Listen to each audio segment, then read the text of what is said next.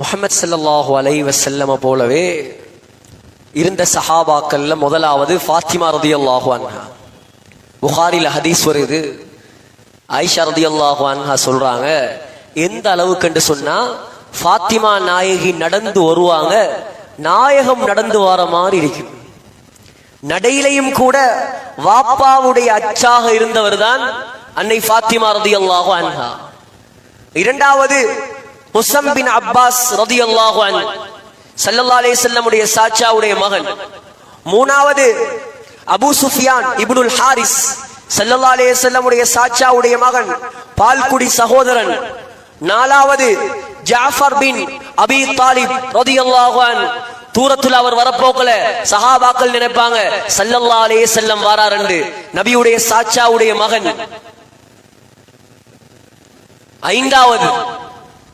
ஐந்தாவது ஹசன் ரலியல்லாஹு அன்ஹு. ஆறாவது ஹுசைன் ரலியல்லாஹு அன்ஹு. ஏழாவது அபூ சாயிப் ரலியல்லாஹு அன்ஹு, இமாம் ஷாஃபியுடைய பாட்டனார். இமாம் ஷாஃபியுடைய பாட்டனார். இப்ப ஹசன் ஹுசைன் ரலியல்லாஹு அன்ஹு பார்க்கிறதுக்கு நாயகத்தை போலவே இருப்பாங்க. பார்க்கிறது ஸல்லல்லாஹு அலைஹி வஸல்லம் மாதிரியே இருப்பாங்க. ஹிஜ்ரி 4ஆம் ஆண்டு தான் ஹுசைன் ரலியல்லாஹு அன்ஹு பிறந்தார். ஹிஜ்ரி 3ஆம் ஆண்டு ஹசன் ரலியல்லாஹு அன்ஹு பிறந்தார். ஹுசைன் ரலியல்லாஹு அன்ஹு பிறந்தவுடன் அலி ரலியல்லாஹு அன்ஹு ஹர்ப் என்று பேர் வச்சார். ஹர்ப். அலி ரலியல்லாஹு அன்ஹு வீரன் தானே. எந்த அளவு பெரிய வீரன் என்றா 40 பேர் சேர்ந்து தூக்க இயலாத ஹைபர் கோட்டையுடைய கதவை தன்னுடைய ஒரு கையால் தூக்கி கேடயமாக பாவித்து யுத்தம் செய்த வீரன். அலியுடைய பேர் என்ன தெரியுமா? ஹைதர். அலி ரலியல்லாஹு அன்ஹு இன்னொரு பேர் ஹைதர். ஹைதர் என்று சொன்னால் சிங்கம். சிங்கம், தைரியசாலி. அவங்க பிள்ளைக்கு பேர் வச்சாங்க ஹர்பண்ட் பேர் வச்சாங்க. ஹர்பண்ட் அர்த்தம் யுத்தம். வீரனுக்கு ஒரே யுத்த சிந்தனை தானே, யுத்தம் என்று பேர் வச்சாங்க. ஸல்லல்லாஹு அலைஹி வஸல்லம் வந்து பேரை மாத்தினாங்க. ஹர்பல்ல ஹுசைன், அழகன், நேசன் என்பதாக ஸல்லல்லாஹு அலைஹி வஸல்லம் பேரை மாத்தினாங்க. திருமதியில வருது, ஹுசைன் ரலியல்லாஹு அன்ஹுடைய காதில் அதான் சொன்னது ஸல்லல்லாஹு அலைஹி வஸல்லம். ஹுசைன் ரலியல்லாஹு அன்ஹு அவர்களுக்கு பெயர் வைத்தது ஸல்லல்லாஹு அலைஹி வஸல்லம். ஹுசைன் ரலியல்லாஹு அன்ஹு அவர்களுக்கு 2 ஆடுகளை அறுத்து அகீகா கொடுத்தது ஸல்லல்லாஹு அலைஹி வஸல்லம். ஹுசைன் ரலியல்லாஹு அன்ஹு அவர்களுக்கு முடியை வலித்து விட்டது அன்னை ஃபாத்திமா ரலியல்லாஹு அன்ஹா. ஹுசைன் ரலியல்லாஹு அன்ஹு அவர்களுக்கு நெருத்து அந்த முடிக்கு பகரமாக வெள்ளியை கொடுத்தவர் ஃபாத்திமா ரலியல்லாஹு அன்ஹா. ஹுசைன் ரலியல்லாஹு அன்ஹு அவர்களுடைய உதட்டில் அதிகமாக ஸல்லல்லாஹு அலைஹி வஸல்லம் முத்தம் கொடுத்திருக்கிறார். தன்னுடைய பேரனுடைய உதட்டில் அதிகமாக ஸல்லல்லாஹு அலைஹி வஸல்லம் முத்தம் கொடுத்திருக்கிறார்.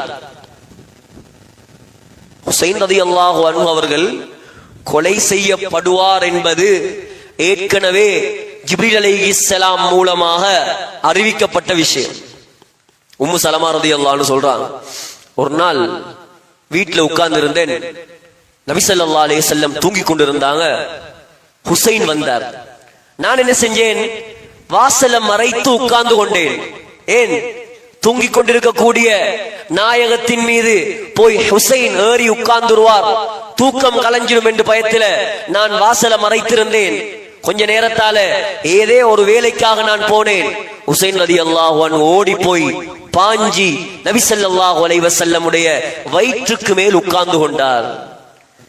சற்று நேரத்துல ஸல்லல்லாஹு அலைஹி வஸல்லம் அழக்கூடிய சத்தம் கேக்குது. ஓடி போய் சொன்னேன், யா ரசூலல்லாஹ், என்ன நடந்த எனக்கு தெரியாம இவர் வந்துட்டார். சொன்னாங்க, ஸல்லல்லாஹு அலைஹி வஸல்லம் உடைய கையில சிவப்பு நிறத்தாலான ஒரு மண் இருந்தது. மஜ்மூ ஸவாயித்ல இமாம் ஹைஸமி ரஹ்மஹுல்லாஹ் இந்த ரிவாயத்தை பதிவு செய்திருக்கிறார்கள். சஹீஹான ரிஜால்களை கொண்ட ரிவாயத். சகோதரர்களே, சொன்னாங்க ஸல்லல்லாஹு அலைஹி வஸல்லம் உம்மு சலமா ஹுசைன் என்ற வயிற்றுக்கு மேல உட்கார்ந்து கொண்டிருக்கக்கூடிய நேரத்தில் ஜிப்ரீல் அலைஹிஸ்ஸலாம் வந்தார். வந்து கேட்டார், அதுஹிப்புஹு யா ரசூலல்லாஹ், ஹுசைனை நீங்க நேசிக்கிறீங்களான்னு கேட்டான்.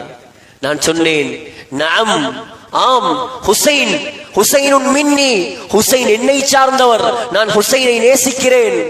சொன்னார் ஜிப்ரீல் அலைஹிஸ்ஸலாம், சதக்துலுஹு உம்மதுக, உங்களுடைய ஒரு சமூகத்தார் உங்களோட பேரனை கொலை செய்வார்கள். ஃபீ அர்தின் யுகாலு லஹு கர்பலா, அந்த இடத்துக்கு பேர் என்ன தெரியுமா? ஹுசைன் கொல்லப்படும் இடத்துக்கு பேர் என்ன தெரியுமா? கர்பலா. யா ரசூலல்லாஹ், அந்த கர்பலாவுடைய மண்ணை நான் உங்களுக்கு காட்டவா? ஜிப்ரீல் அலைஹிஸ்ஸலாம் எப்படி ஆனால் மதீனாவுல இருக்கிறார். இப்ப எங்க? மதீனாவுல இருந்து கொண்டு கர்பலா இருக்குது ஈராக்ல. கர்பலா எங்க இருக்கு? ஈராக்ல இருக்குது. கேட்டார், கர்பலாவுடைய மண்ணை நான் உங்களுக்கு காட்டவா? சொன்னாங்க ஸல்லல்லாஹு அலைஹி வஸல்லம், காட்டுங்க. தன் ரெக்கையை விரிச்சார், அப்படியே எடுத்தார். கர்பலாவுடைய மண் இருந்த ரெக்கையில். நான் இங்கே சொல்லியிருக்கேன், ஜிப்ரீல் அலைஹிஸ்ஸலாத்துடைய சக்தி எவ்வளவு பெருசுன்னு சொல்லி. கர்பலாவுடைய மண் ஜிப்ரீல் அலைஹிஸ்ஸலாத்துடைய ரெக்கையில் இருந்தது. ஸல்லல்லாஹு அலைஹி வஸல்லம் உடைய கையில கொடுத்துட்டு போயிட்டான். உம்மு சலமா ரலியல்லாஹு அன்ஹா சொல்றாங்க, நாயகத்துடைய கண்கள்ல இருந்து கண்ணீர் வடிந்தோடி கொண்டிருந்தது. கரங்களிலே கர்பலாவுடைய சிவப்பு மண் இருந்தது. ஸல்லல்லாஹு அலைஹி வஸல்லம் மௌத்தாகினார் அலைஹிஸ்ஸலாம். அதற்கு பின்னால் அபூபக்கருடைய ஆட்சி ரலியல்லாஹு அன்ஹு, அதற்கு பின்னால் உமர் ரலியல்லாஹுடைய ஆட்சி ரலியல்லாஹு அன்ஹு, அதற்கு பின்னால் உஸ்மான் ரலியல்லாஹுடைய ஆட்சி ரலியல்லாஹு அன்ஹு. ஹிஜ்ரி 35ல உஸ்மான் ரலியல்லாஹு அன்ஹு கொலை செய்யப்பட்டார். அதற்கு பின்னால் ஹுசைன் ரலியல்லாஹு அன்ஹுடைய தகப்பன் அலி ரலியல்லாஹு அன்ஹுடைய ஆட்சி. ஹிஜ்ரி 40ஆம் ஆண்டு ரமலான் மாதம் பிறை 19 என்று நினைக்கிறேன், தஹஜ்ஜுடைய நேரம், சுபஹ் தொழுகைக்காக வேண்டி கூஃபால, ஈராக்கில் இருக்கக்கூடிய நகரம் தான் கூஃபா. அந்த கூஃபாவிலிருந்து தன்னுடைய வீட்டிலிருந்து அலி ரலியல்லாஹு அன்ஹு வெளியாகி பள்ளிவாசலுக்குள்ள போறாங்க. சூரத்துல் அம்பியாவுடைய வசனங்களை ஓதிக்கொண்டு பள்ளிக்குள் நுழைகிறார்கள். அப்துர் ரஹ்மான் இப்னு முல்ஜிம் என்று சொல்லக்கூடிய ஒரு கொடுங்கோலன் ஹஜ்ரத் அலி ரலியல்லாஹு அன்ஹுக்கு பின்னால் வந்து அவருடைய நடு மண்டையில் பெரிய வாளால் அப்படியே வெட்டினான். ஹஜ்ரத் அலி ரலியல்லாஹு அன்ஹு அந்த இடத்தில் அப்படியே கொஞ்ச நாளையில ஷஹீத் ஆயிட்டான். அதற்கு பின்னால் 6 மாதங்கள் ஆட்சி பொறுப்பை ஏற்று நடத்தியவர் ஹுசைன் ரலியல்லாஹு அன்ஹுடைய நானா ஹசன் ரலியல்லாஹு அன்ஹு. 6 மாதம் இஸ்லாமிய சாம்ராஜ்யத்தின் தலைவராக கலீஃபாவாக இருந்தார் ஹசன் ரலியல்லாஹு அன்ஹு. 6 மாதம் பார்த்தார், முஸ்லிம்களுக்கு மத்தியில சண்டை, பிரச்சனை. ஏன்? ஒரு கூட்டம் உஸ்மான் ரலியல்லாஹு அன்ஹுடைய கொலைக்கு இன்னும் பகரம் கேக்குது. பனு உமையா பார்த்தாங்க, ஆட்சியில குழப்பம். ஹுசைன் ரலியல்லாஹு அன்ஹு ஆட்சியை முஆவியா ரலியல்லாஹு அன்ஹுக்கு விட்டு கொடுத்தாங்க. முஆவியா ரலியல்லாஹு அன்ஹு யார்? நபி ஸல்லல்லாஹு அலைஹி வஸல்லம் உடைய மைத்துனன். முஆவியா ரலியல்லாஹு அன்ஹு யார்? அன்னை உம்மு ஹபீபாவுடைய தம்பி. முஆவியா ரலியல்லாஹு அன்ஹு யார்? அபூ சுஃபியானுடைய மகன். இந்த இஸ்லாமிய சாம்ராஜ்யத்தின் முதலாவது மன்னராக முஆவியா ரலியல்லாஹு அன்ஹு முடிசூடினார். முஆவியா ரலியல்லாஹு அன்ஹு ஆட்சியிலிருந்து மௌத்தாகினதுக்கு பின்னால் முஆவியா ரலியல்லாஹு அன்ஹுடைய மகன் யஸீத் ஆட்சிக்கு வந்தார். முஆவியா ரலியல்லாஹு அன்ஹுவை பத்தி யாரும் தப்பா நினைச்சிடாதீங்க. முஆவியா ரலியல்லாஹு அன்ஹு சஹாபி, சொர்க்கவாதி, வஹியை எழுதியவர். ஆனா முஆவியா ரலியல்லாஹு அன்ஹுடைய மகன் யஸீத் இருக்கிறானே, அவன் ஒரு கெட்ட படுபாவி, மிக மோசமானவன். காஃபிர் அல்ல, முனாஃபிக் அல்ல, முஸ்லிம் தான். ஆனாலும் முஸ்லிம் லாலிம், பெரியோர் அநியாயக்காரர். அராஜகன், அட்டூழியன், அடாவடித்தனம் கொண்டவன். யசீத் ஆட்சிக்கு வந்த உடனே இஸ்லாத்தினுடைய பல பகுதிகள் யசீதுக்கு எதிராக போர்க்கொடி தூக்க ஆரம்பித்தது. யசீதை எல்லாரும் ஏற்றுக்கொள்ளல. கூஃபாவுல யசீதுக்கு எதிர்ப்பு. குறிப்பாக மதீனாவில் இருந்த சஹாபாக்கள் எல்லாரும் யசீதை எதிர்த்தார்கள். அதுல தலைமையில் இருந்தவர் தான் ஹுசைன் ரலியல்லாஹு அன்ஹு. ஹுசைன் ரலியல்லாஹு அன்ஹு யசீதை எதிர்த்தார். யசீத் என்ன செய்தான்? மதீனாவுடைய கவர்னருக்கு கடிதம் எழுதினார். கடிதம் என்ன கடிதம் என்றா, ஹுசைனை கட்டுப்பாட்டுக்குள் கொண்டு வா, அப்படி கட்டுப்படலையா புடிச்சு ஜெயில போடு. ஹுசைன் ரலியல்லாஹு அன்ஹு கட்டுப்படவில்லை. மக்காவிலிருந்து மதீனாவிலிருந்து அப்படியே மக்காவுக்கு வைத்துட்டான். மக்காவுக்கு போய் கொஞ்ச காலம் வாழ்ந்து கொண்டிருக்கக்கூடிய சந்தர்ப்பம், ஈராக்கிலிருந்து கடிதம் வந்து கொண்டே இருக்கிறது. ஹுசைன் ரலியல்லாஹு அன்ஹு ஈராக்கிலிருந்து கடிதம் வருது. என்ன கடிதம்? உலமாக்கள், சில வரலாற்று ஆசிரியர்கள் எழுதுகிறார்கள், எத்தனை கடிதம் வந்தது என்று சொன்னா, வந்த கடிதங்களை மாத்திரம் வைத்து 15க்கு மேற்பட்ட புத்தகங்கள் எழுதலாமா. ஹுசைன் ரலியல்லாஹு அன்ஹு அவங்களுக்கு ஈராக்கில் இருந்து வந்த கடிதங்களை சேர்த்தா 15க்கு மேல பாகங்கள் வருமா. அவ்வளோ கடிதம் ஈராக்கில் இருந்து. ஹுசைனே ஈராக்குக்கு வாங்க, ஈராக்குக்கு வாங்க, யசீதுக்கு கீழே எங்களுக்கு இருக்கேலா, நீங்க வந்து ஆட்சியை பொறுப்பெடுங்க, நீங்க தான் ஜனாதிபதி, நீங்க தான் தலைவர், நீங்க தான் நபியுடைய பேரர், உங்களுக்கு பின்னால நாங்க நிற்போம், வாங்க வாங்க வாங்க. பெரியோரு வற்புறுத்தல். ஹுசைன் ரலியல்லாஹு அன்ஹு என்ன செஞ்சாங்க? ஃபெஸ்டுக்கு அவங்க போகாம ஹுசைன் ரலியல்லாஹு அன்ஹுடைய சாச்சாவுடைய மகன் இருந்தார். சாச்சாவுடைய மகன் முஸ்லிம் ரஹ்மத்துல்லாஹி அலைஹி, முஸ்லிமை அனுப்பி வைத்தார். போய் ஈராக்ல என்ன நிலைமை பாருங்க, என்ன நிலைமை பாருங்க. அவர் வந்தார், ஈராக்குக்கு வந்தார். அங்க வந்து பார்த்தா முஸ்லிம்கள் எல்லாம் ஹுசைன் ரலியல்லாஹு அன்ஹு அவர்களுக்கு சாதகமாக இருக்கிறார்கள். தனித்தனிய பல ஒன்று ஊடல்கள், பல மீட்டிங்குகள் கூஃபால நடக்குது. இந்த செய்தி எப்படியோ ஜனாதிபதியுடைய காதுக்கு போயிடுச்சு. யார் ஜனாதிபதி? யசீத். சபையில் இருக்கீங்களா வெளியே இருக்கீங்களான்னு பார்க்கணுமே. யசீதுடைய காதுக்கு போயிடுச்சு. அந்த நேரம் கூஃபாவுடைய ஆளுநராக இருந்தவர் ஒரு சஹாபி, நுஅமான் இப்னு பஷீர் ரலியல்லாஹு அன்ஹு தான் கூஃபாவுடைய கவர்னராக இருந்தவர். இவர் பார்த்தார், யசீத் பார்த்தான், ஆளுநர் சரியில்லை, ஆளுநர் ஆள் கிளியர் இல்ல. இவரு கூஃபாவுல ஆளுநரா இருந்துட்டு நமக்கு எதிராக வேலை பார்க்கார் போல. இவர் சரியான ஆளா இருந்தா கூஃபாவுல நமக்கு எதிராக ஆக்கள் கிளம்ப மாட்டாங்க. எனவே உடனே என்ன செய்தான்? கூஃபாவுடைய ஆளுநரை மாத்தினான். மாத்தி உபைதுல்லா பின் ஜியாத் என்று சொல்லக்கூடிய ஒரு அரக்கன, ஒரு இரத்த காட்டெரிய கூஃபாவுடைய ஆளுநராக நியமித்தான். இவன் என்ன செஞ்சான்? வந்த உடனே மாக்கில் என்று சொல்லக்கூடிய ஒருவனை பிடிச்சான். பிடிச்சி அவனுக்கு 3000 வெள்ளி காசுகளை கையில கொடுத்தான். கொடுத்து சொன்னான், நீ வந்து முஸ்லிமை உளவு பார்க்க வேண்டும். சிஐடி வேலை பார், பார்த்து எங்கெங்க போறார், என்னென்ன செய்யறார், என்னென்ன மீட்டிங் போடுறார், எல்லா செய்தியும் என்ற காதுக்கு வந்து சேரணும். இவன் நல்லவனை போல நடிச்சு, முஸ்லிம் யார்? ஹுசைன் ரலியல்லாஹு அன்ஹு அனுப்பினால் இவன் நல்லவனை போல நடிச்சு முஸ்லிமுக்கு பின்னால இருந்து எல்லா செய்திகளையும் அங்க உபைதுல்லா பின் ஜியாதுக்கு அனுப்பி கொண்டே இருந்தார். கடைசியில முஸ்லிம் ரஹ்மத்துல்லாஹி அலைஹி கடிதம் எழுதிட்டாங்க. யாருக்கு? ஹுசைன் ரலியல்லாஹு அன்ஹு கடிதம் எழுதிட்டாங்க.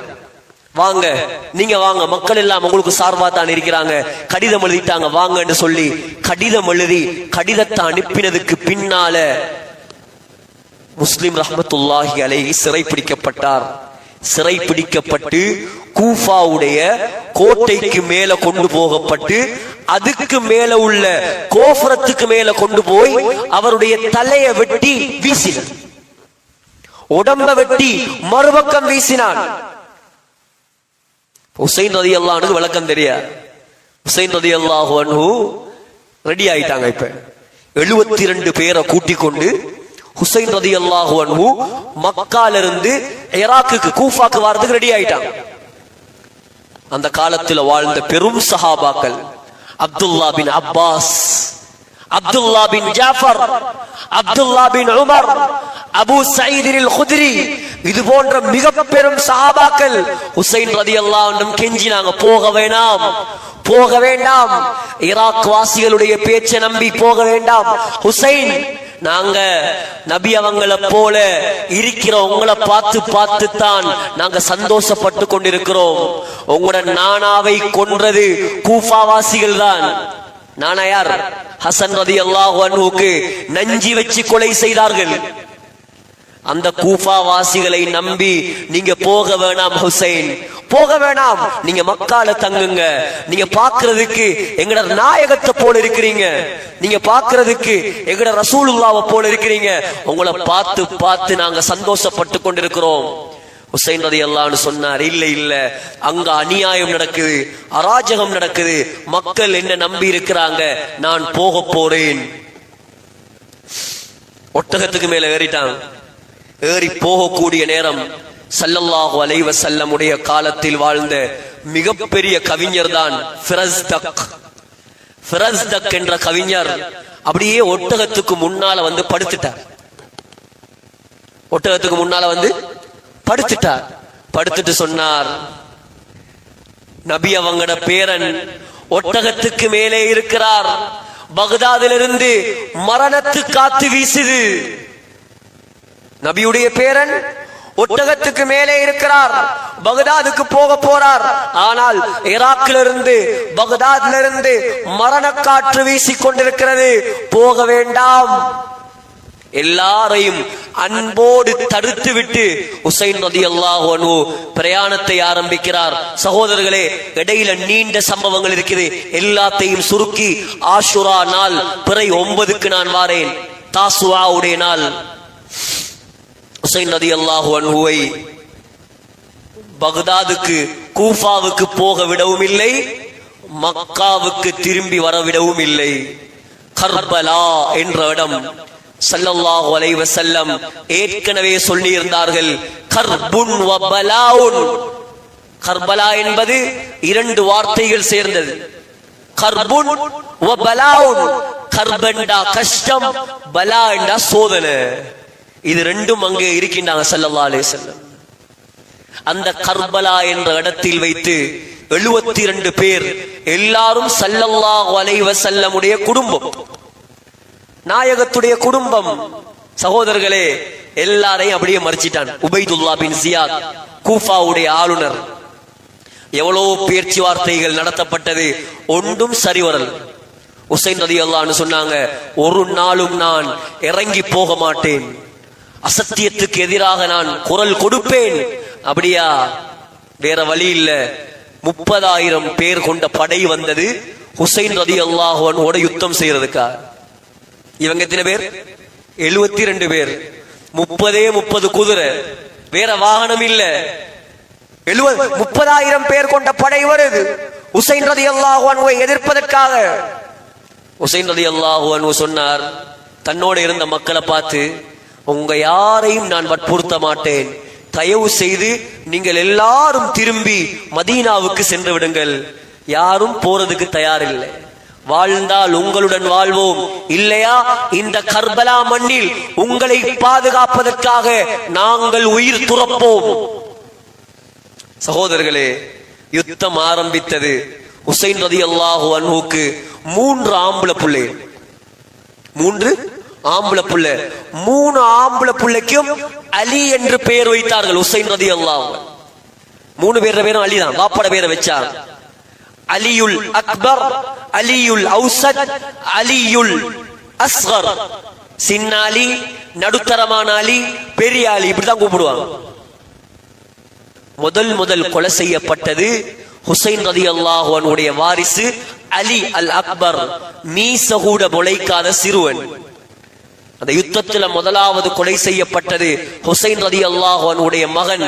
கடைசியாக கொலை செய்யப்பட்டது ஹுசைன் ரலியல்லாஹு அன்ஹு. சகோதரர்களே, ஸல்லல்லாஹு அலைஹி வஸல்லமுடைய பரம்பரையில் 17 அஹ்லு பைத்துகள் கொலை செய்யப்பட்டார்கள். அன்றைய தினத்தில் நபியுடைய குடும்பத்தைச் சேர்ந்த 10க்கும் மேற்பட்ட பெண்கள் விதவையாக மாறினார்கள். கர்பலா பிறை 10ஆம் நாள், ஆஷுராவுடைய நாள், நபியுடைய குடும்பம் செய்த தியாகம் சாதாரண தியாகம் கிடையாது. சகோதரர்களே, அலி ரலியல்லாஹு அன்ஹுடைய 6 குழந்தைகள் கொலை செய்யப்பட்டார்கள். 6 குழந்தைகள்.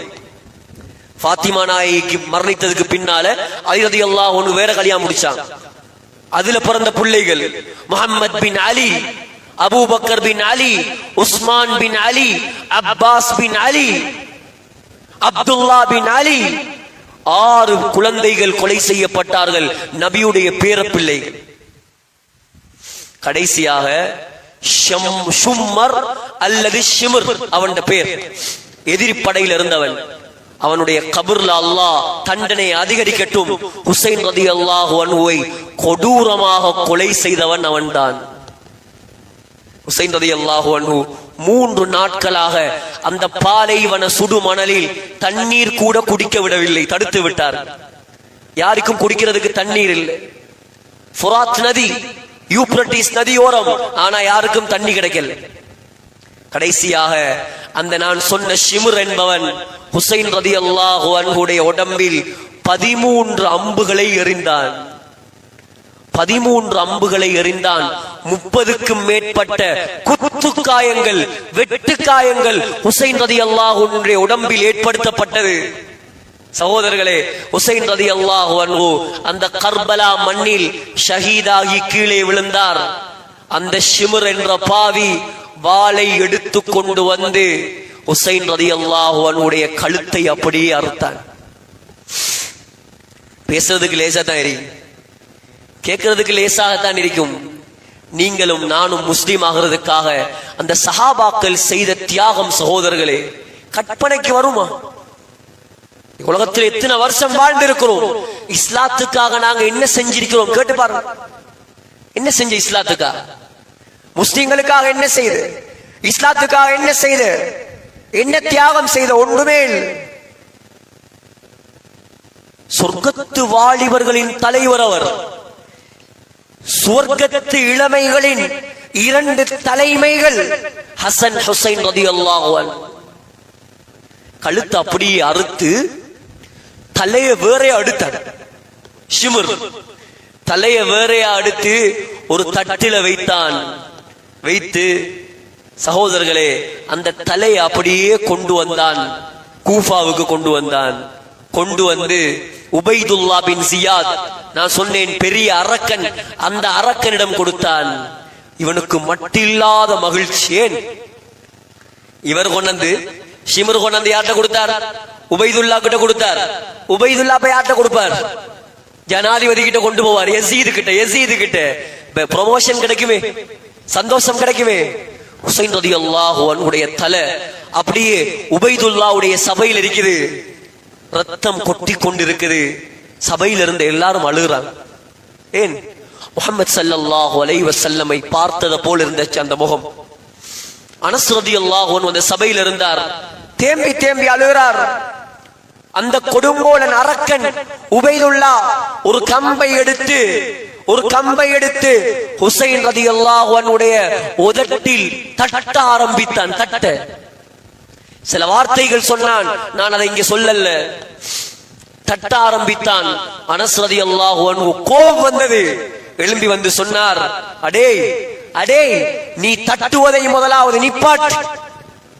இந்த வாய் சும்மா வாயல்ல, சாதாரண வாயல்ல. இது முஹம்மது ஸல்லல்லாஹு அலைஹி வஸல்லம் முத்தம் கொடுத்த வாய். உண்ட நாசமா போன கையால இந்த வாயில நீ தட்டாது. சகோதரர்களே, அதெல்லாம் அந்த உள்ளத்துல ஏறாது. உடனே என்ன செஞ்சான்? அந்த தலைய அவன் யசீதிடம் கொண்டு போனான், சிரியாவுக்கு கொண்டு போனா அந்த தலையை கண்ட யசீத் ஆடி போயிட்டான்.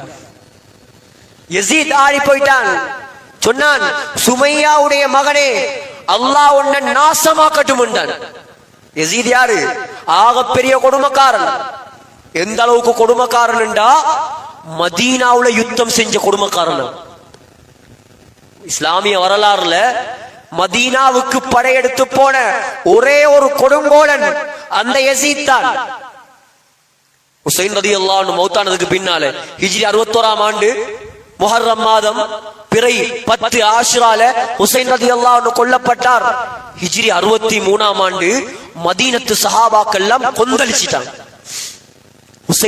ஹுசைனுக்காக வேண்டி இந்த மதீனாவுல வாழ்ந்த 700 சஹாபாக்களை கொலை செய்த யசீத். மதீனால வாழ்ந்த 700 சஹாபாக்கள் அந்த ஹர்ராவுடைய யுத்தத்தில் கொலை செய்யப்பட்டார்கள். 700 முஸ்லிம்கள். அப்ப எவ்வளவு பெரிய மோசமான ஆள் அடிப்பான். ஆனா ஹுசைன் ரலியல்லாஹு அன்ஹுடைய தலையை பார்த்து அவனே ஒரு கணம் ஆடி பைத்துட்டான். நான் அந்த இடத்துல இருந்திருந்தா ஹுசைனை மன்னித்திருப்பேன். உன்னை யாரு கொலை செய்ய சொன்னது? யார் உன்னை கொலை செய்ய சொன்னது? சகோதரர்களே, நீண்ட வரலாறு. அவங்களோட தலை எங்கே கொண்டு அடக்கப்பட்டது, அதில் பல கருத்து வேற்றுமைகள் சொல்லப்படுகிறது. சிரியாவில் உள்ள ஜாமியு திமஷ்க் என்று சொல்லக்கூடிய பள்ளிவாசல் இருக்குது. அந்த பள்ளிவாசல்ல தான் ஈசா அலைஹிஸ்ஸலாம் இறங்குவாங்க. அங்கதான் யஹ்யா அலைஹிஸ்ஸலாத்துடைய கபர் இருக்குது. அங்கதான் சலாஹுத்தீன் அய்யூபியுடைய கபர் இருக்குது. அந்த பள்ளிவாசல்ல தான் ஹுசைன் ரலியல்லாஹு அன்ஹுடைய தலை வைக்கப்பட்டது. ஆனால் அஹ்லுஸ் சுன்னா வல் ஜமாஅத்துடைய அதிகமான வரலாற்று ஆசிரியர்கள் சொல்கிறார்கள், ஹுசைன் ரலியல்லாஹு அன்ஹுடைய தலை மதீனாவுக்கு கொண்டு வரப்பட்டு ஜன்னத்துல் பகீஉல் கர்கதில் அடக்கம் செய்யப்பட்டது. யாரெல்லாம் இந்த அஹ்லு பைத்துகளை கொலை செய்வதற்கு காரணமாக இருந்தார்களோ அவர்கள் எல்லாரையும் அல்லாஹ் நாசமாக்கினான். யசீத் 4 வருஷம் தான் ஆட்சி செய்தான். சகோதரர்களே, அதுக்கு பின்னால் கொலோரா நோய் ஏற்பட்டது. தாஊன், அம்வாஸ், பிளக், கொள்ளை நோய் ஏற்பட்டு அந்த நோயில் யசீத் அப்படியே மரணித்து விட்டார். ஆகையால் இஸ்லாத்தை வளர்ப்பதற்காக, இஸ்லாத்துக்காக ஸல்லல்லாஹு அலைஹி வஸல்லமுடைய குடும்பம் தியாகம் செய்த மாதம் தான் இந்த முஹர்ரம் மாதம், பிறை 10 ஆஷூரா. இஸ்லாத்தை அல்லாஹ் வெற்றியை கொடுத்து ஃபிரௌனை அல்லாஹ் அழித்த மாதம் தான் இந்த பிறை 10 ஆஷூராவுடைய நாள். முழு ஊரும் சேர்ந்து இன்ஷா அல்லாஹ் அந்த நாட்கள் பிறை 9, பிறை 10 நோன்பு பிடிப்போம். யாரும் நோன்பு பிடிக்காம இருந்திட வேண்டாம். தயவு செய்து நோன்பை பிடித்து அதனுடைய சிறப்புகளை நாங்கள் அடைந்து கொள்வோம்.